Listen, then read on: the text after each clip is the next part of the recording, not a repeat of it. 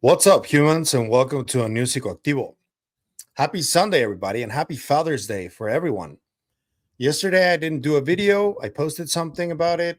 I was really drained mentally because of everything that's going on around the world. I don't know, it just got me really down, and I just needed a little time. But I've been thinking about the next video, as I always am, and I've seen a response to Matthew Brown's tweet, a complete response from a man called Frater Eleftheria. He runs a YouTube channel called Lifting the Lamp. And I've seen a couple of people who follow the channel who pointed me towards this man's channel. And one of the images that Matthew Brown posted on his tweet that already has over 1 million views, I think, this image. And this image contains what is known as Enochian Magic or Enochian Language. What is Enochian Language? It came from this man. His name is John Dee. He is a 16th century English mathematician, astronomer, teacher, astrologer, occultist, and alchemist. And also, he was an intelligence officer technically because he was an advisor to Elizabeth I. And I know that it sounds weird, but I don't know if you guys remember that interview between Diana Pasulka and Danny Jones, where Danny Jones asks Diana about Tyler's, meaning Tim Taylor, hierarchy of beings, and where he places the intelligence community officers above human beings.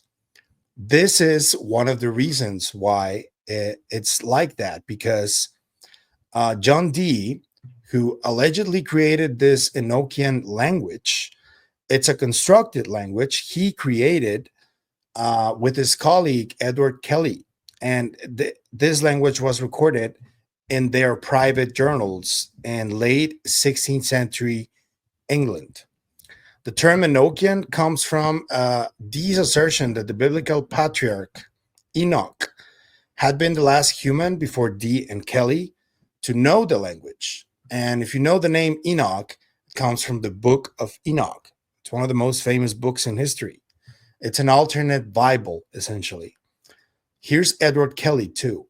So these guys, in the early 16th century, they invented this constructed language, right?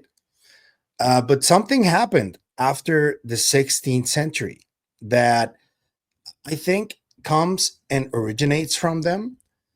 What I'm talking about is the Invisible College. And this Invisible College, I'm going to talk to you guys about the original one. In 1648, Dr. John Wilkins assembled at Oxford a group of the leading scientific investigators of his time. They all shared, in addition, a keen interest in research that extended into the realms of alchemy, magic, sacred geometry, this is important, and the metaphysical. Wilkins had recently published Mathematical Magic, based on the writings of Elizabethan magus John Dee. Included were chemist Robert Boyle, who is often attributed to creating the Invisible College, physicist and astronomer Robert Hooke, anatomist William Petty, and young future architect Christopher Wren. Antiquary and alchemist Elias Ashmole, future royal official and founder of Oxford's Ashmolean Museum, and antiquary John Aubrey, who would discover the standing stone formations of Avebury, were among the initial members too. Other known members are Sir Isaac Newton, who is considered one of the smartest people in human history. But this Invisible College, this group of people who used to practice some of John Dee's teachings, has continued over time. And it is not like an established institution. It's more like a nomad kind of organization, because there's always an Invisible College everywhere in the world. People who are known today to be part of the Invisible College are Dr. Jacques Vallée, Dr. Gary Nolan. Valet started it or restarted it, investigating the phenomenon with Dr. J. Allen Hynek. There's been way more people that are involved either directly or indirectly with the Invisible College. The idea about this and why I think this connection is important is because some of the practices that were originated from John Dee and then translated into the Invisible College were also practiced by one Jack Parsons, the father of rocketry. He had a very close relationship with L. Ron Hubbard, who is the creator of Scientology, and Aleister Crowley. And there was also a connection with Werner von Braun, who was one of the founders of NASA. There is a legend that Mr. Frater Eleftheria talks about, where it is believed, and it's just a legend, that Jack Parsons performed some kind of Enochian magic in the area of where we today know as Area 51. And it is fabled that this Enochian magic ritual opened some kind of a portal. And I'm just telling you this because it's the lore that we're going to touch on today. And I'm not saying that I believe this is true. I'm saying that these important people in history were convinced that this was true. And I find it really interesting that now we are finding more and more connections like these. Just so you know, Aleister Crowley, people know him for the rituals that he performed. He used to say that today they call them angels and demons. Tomorrow they will call them something else. And according to lore, the spirit that he channeled in one of his rituals, or many, looked like this in the left. And then all the abduction experiences depict these gray beings that look a lot like this in the left. So you guys know where I'm heading with this. But Mr. Frater Eleftheria has a really interesting definition of what Matt Brown meant to say in his cryptic tweet. As you guys know, he included a lot of different codes and names. The name Aborimon, who is, according to the legend and according to Mr. Eleftheria, it's either an angel or a demon. I'm gonna try to ask him directly because I'm trying to get him on the show. But this is what he said about Matt's tweet, and I'm gonna just play it to you guys so you can see what this may or may not mean, and what Matt definitely meant with many of the occult meanings of his tweet. So here is Mr. Frater Eleftheria. So if I had to put everything together, all that information that I've unpacked, and determine what it is that Matthew Brown's trying to tell us in his X post, it can be distilled down to a few points. AI is nothing compared to how advanced UAPs are. The UAPs are more spiritual than technological. There is a history of intelligence agencies trying to contact transcendental beings. There is also a link between the UAP phenomenon and the occult. Did you hear that about intelligence officers or people trying to contact these beings? That's where I think Diana Pasulka's work comes into play. And that's why I think that a lot of the people at the top do believe that this, what Mr. Eleftheria is talking about, is real. They do. I'm not saying that I do. And this is just an exploration of this and trying to find out answers of why they believe what they believe. There's evidence to suggest the UAPs are the same thing as the angels of antiquity. Contact has been going on for millennia and could be the origin point of entire religions or spiritual traditions. And the big story when it comes to contact events is telepathic communication rather than the retrieval of technology. The UAP.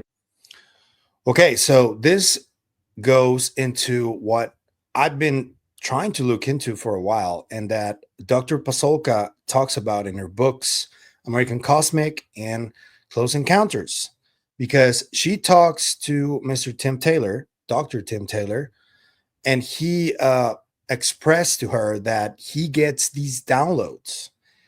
And I know of a lot of scientists of today who get these types of downloads. And it's really different depending on who's getting it or the setting. Everything's very, very varied. Dr. Sean Esbjorn Hargens is one of these people who has been studying academically experiencers. And he has a term called the super experiencer. He believes that these downloads happen to everybody. And I think that it's related to this. And yeah, it's according to this, it's been happening for millennia. So whenever you think about, for example, somebody like Leonardo da Vinci or Sandro Botticelli or Sir Isaac Newton himself or Nikola Tesla or all of these people who were polymaths who did a lot of different things and created a lot of different things, almost every one of them, if not all, are on record saying that they got this information from communication with some entity or with something. And I think this is what Mr. Frater Eleftheria is talking about. So I'm not sure if I do believe this is the case, because clearly there are many who do believe that these beings and these UAP do come from a different planet and that they did crack faster than light travel. I don't know if that's the case. I'm just exposing here what he interpreted from Matthew Brown's tweet. And I am also linking this to what a lot of people who are involved in the UAP topic directly, like Dr. Pasulka, Dr. Jacques Vallée, and many more, who some of them are part of the Invisible College, do seem to believe that we are dealing with something spiritual, either angelic or demonic. That's a definition that they want to give it.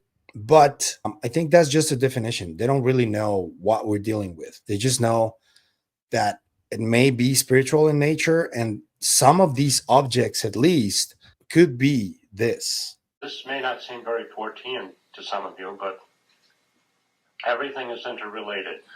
And the more we study history and the more we study current events, we see that all of these things are linked together in strange ways.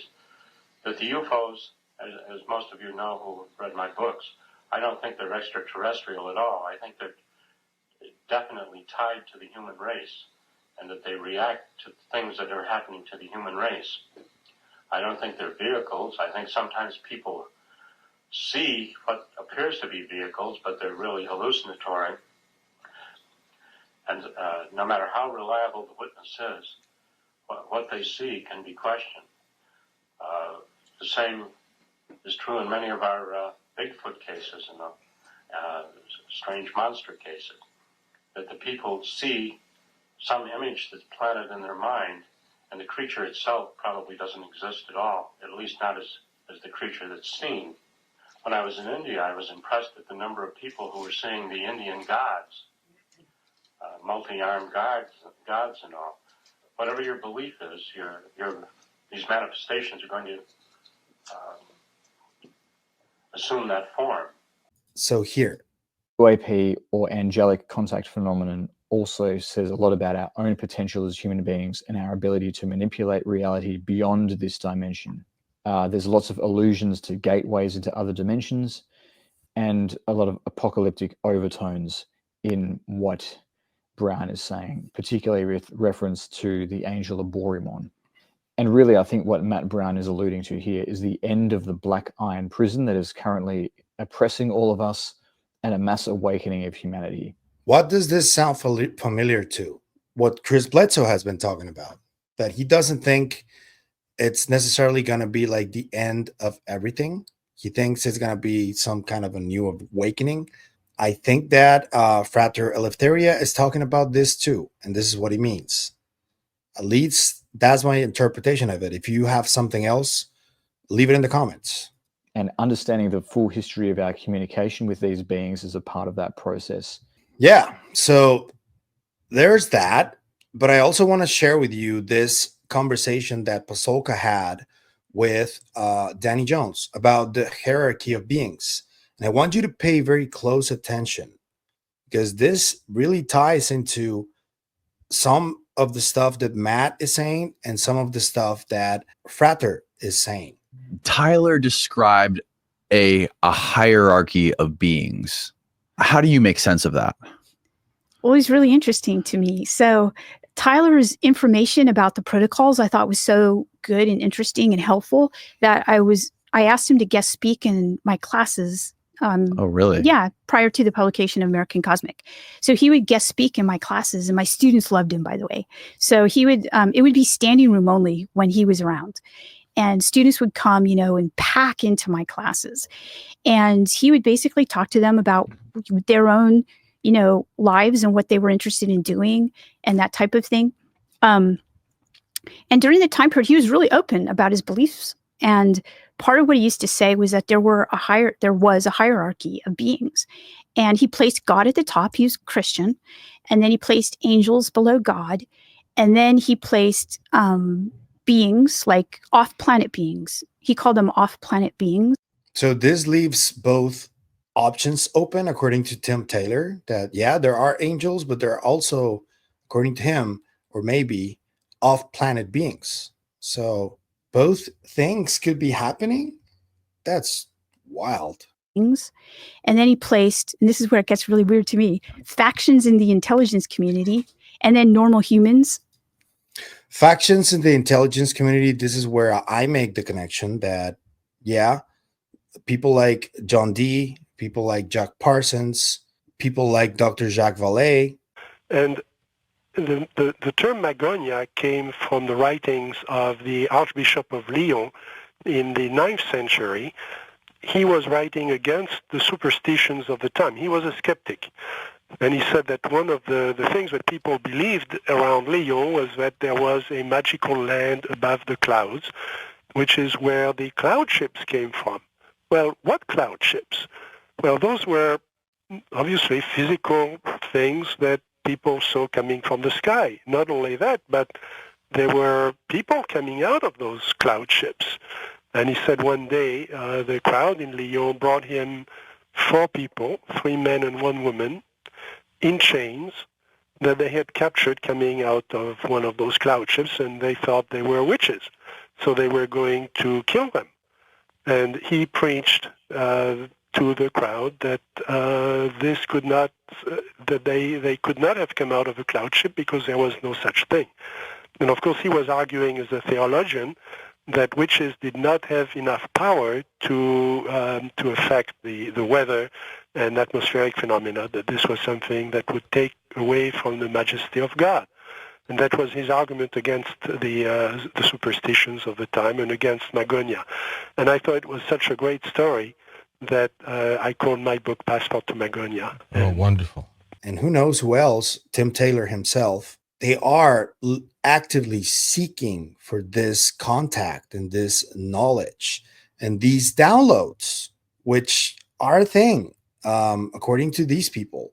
I guess they could be considered, in a more mundane kind of definition, moments of inspiration, those eureka moments, but like actively seeking them and actively finding them, because these people had their protocols, whether it's Enochian Magic or the protocols that, for example, Plato often practiced, Tim Taylor himself, they did actively seek for these contacts. And technically, yeah, even if these aren't extraterrestrial or off-planet beings like Tim Taylor said, it's still contact with a form of non-human intelligence. Think about that. That was the Okay. hierarchy. Okay. Was Tyler religious before you, like when you first met him, was he a religious person? He was religious in a pretty normal way. Okay. So he went to church maybe a couple times a year, non-denominational Christian. He was very, very spiritual, but his spirituality wasn't, I mean, obviously when he met me, I taught him a lot about, what I knew. And when we were at the Vatican, he experienced a pretty intense religious experience. And so now he's very religious, like Catholic, goes to church, works, I think, still. After his experience at the Vatican. Yeah. And that was nothing that I promoted or wanted to happen, by the way. It just kind of happened on its own. I was fascinated by it. So yeah, so no, he was not. He was not super religious. Okay, so God is at the top. Angels are below that. Yeah. What, in his view, are angels? Well, he changed his view when we went to the Vatican, and we learned a lot more about the saints and what was happening with them and their interfaces with what looks like similar to what. Technically, saints could also be part of these intelligence communities. It's just like Chris Bledsoe, for example. That's why I think that people at NASA and people high up in the government often talk to him, because he clearly is having some kind of communication, and these orbs are presenting themselves to him. And this lady, which also goes into some really dark stuff about some of the rituals that Aleister Crowley and Jack Parsons and L. Ron Hubbard performed, that were actively seeking for some kind of divine feminine. So there's that connection too, which is kind of disturbing in my opinion. But yeah, saints like Saint Francis of Assisi or Pius, or everybody who experienced some kind of miracle that is known as a miracle, either healing or a vision or some kind of communication with an entity that they at the time thought it was something sacred or some kind of a spirit, some kind of an angel. It's essentially all the same thing. It just changed the definition over the years. So this is where we are. And it is really what a lot of these people do believe that is happening. Some of them may be a little more skeptical than others, but this transformation that Pasulka talks about, that Tim Taylor went through, is not uncommon. It happens to a lot of people at the very top who initially start looking into this, and they are really skeptical and they are really non-religious at all. And then for some reason, something they learn turns them into more religious people. I'm not saying it's wrong, just saying it's what happens.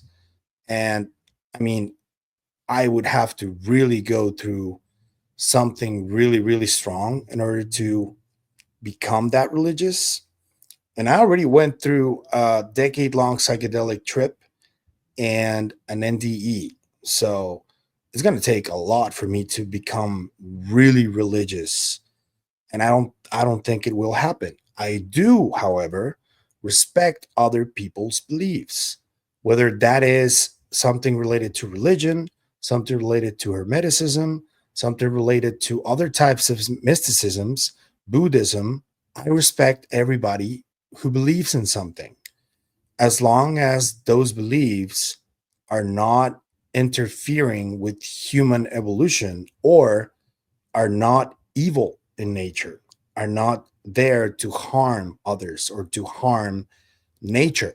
If that's the case, then I'm completely against it, and I will fight against it with all my being, always, because that's just common sense, I would say. But let's finish hearing what Dr. Pasulka said here.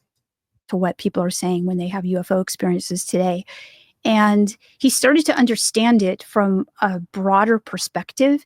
And he thought perhaps that the things that he was studying had to do with angels. And so he was willing to decide that maybe the category of angels and off-planet intelligence were closer than he had thought before. And maybe they were the same. And so he revised that, but he kept everything else the same. So that's very interesting. This part specifically, where he was convinced for some reason, based on everything he had experienced before going to the Vatican, that they were off-planet beings, and then he started blurring the line between that and angels. That's very, very interesting to me. And it ties into all of this. And I just wanted to talk to you guys about this.